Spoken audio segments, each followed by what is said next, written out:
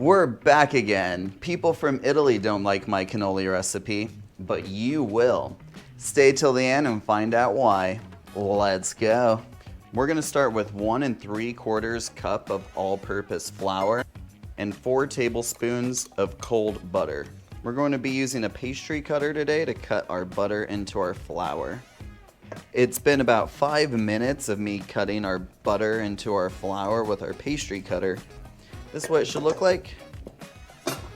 You should be able to grab a little handful and have it hold together. At this point, we're going to add a 1/4 cup of organic sugar, a 1/2 teaspoon of cocoa powder, 1/8 of a teaspoon of cinnamon.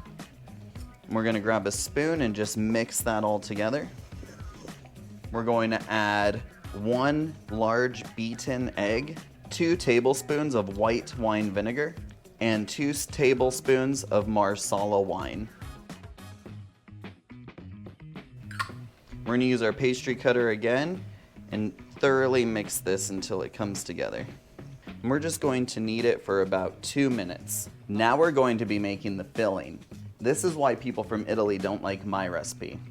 So in a traditional cannoli filling, they use just fresh ricotta. I am using fresh ricotta, but I'm also using mascarpone cheese and cream cheese. I'm using a 3 cheese combination. I like the texture and taste a lot better than just the traditional method. People can argue with me in the comments if you want. It's just a preference.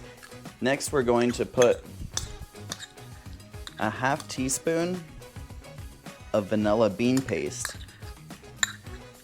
We're going to put 1/8 of a teaspoon of cinnamon and a 1/2 cup of really good quality powdered sugar. The quality of your ingredients matter for everything that you're making.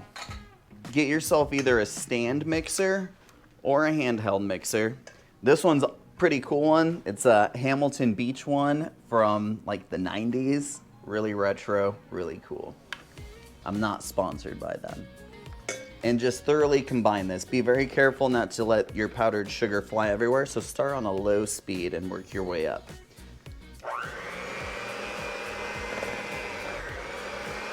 All right, it's been about 3 minutes of mixing. Let's give it a little taste to see where we're at. Delicious, light, fluffy, cheesy, not overly sweet. Perfection, the cinnamon's coming through. This is great. We're going to put this into a piping bag and stick it in the fridge while we finish our shells.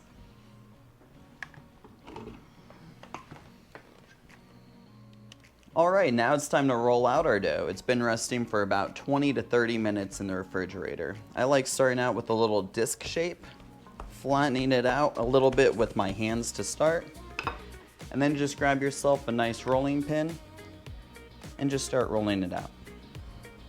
We want to roll this out pretty thin, about 1/8 of an inch thick. Now that this is rolled out nice and thin, we're going to get any kind of device. You can get a bowl, you can get, if you have ring molds, get those. I'm using this like empanada cutter thing right now, and I'm just going to cut nice little circles. And then you can just, once you have them all cut, you can just get the rest of your dough and pull it off. And you can just re-ball this up and roll it out again. This should get us roughly 12 to 14 cannolis, shells. We're going to get our little cannoli rounds. Now, these are very difficult to find in the grocery store. You're gonna most likely have to order these online. You can find them on Amazon or a specialty baker's website.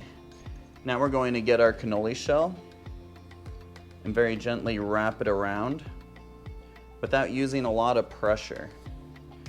We're going to get some egg white and a pastry brush and just brush that little seam with our egg white and fold it around. Give it a nice little press to seal without pressing too hard. We want to be able to take these off the metal cylinders once we're done frying them. Now we're going to fry our cannoli shells. We're going to do them 4 at a time at 350 degrees. Right here I have some hot lard that we're going to use, and we're just going to very gently set them in 1 at a time. Alright, these have been frying for about 2 minutes.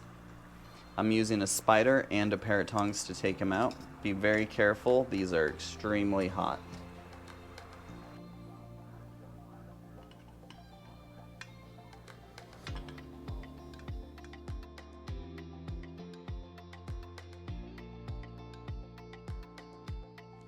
Now, I'm going to squeeze a little bit towards the tip of it, and now once it's in there, I'm going to use this end to apply pressure.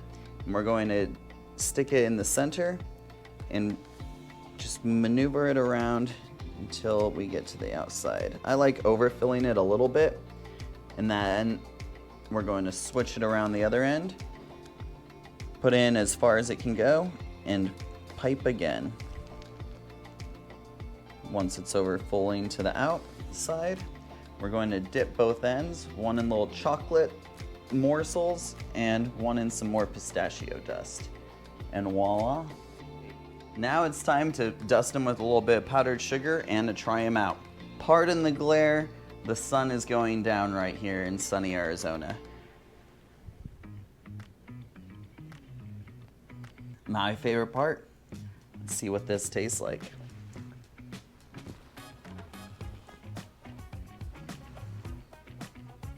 That is so delicious. If you enjoyed the video, please give it a thumbs up and leave a comment, and I'll see you in the next video. Let's go.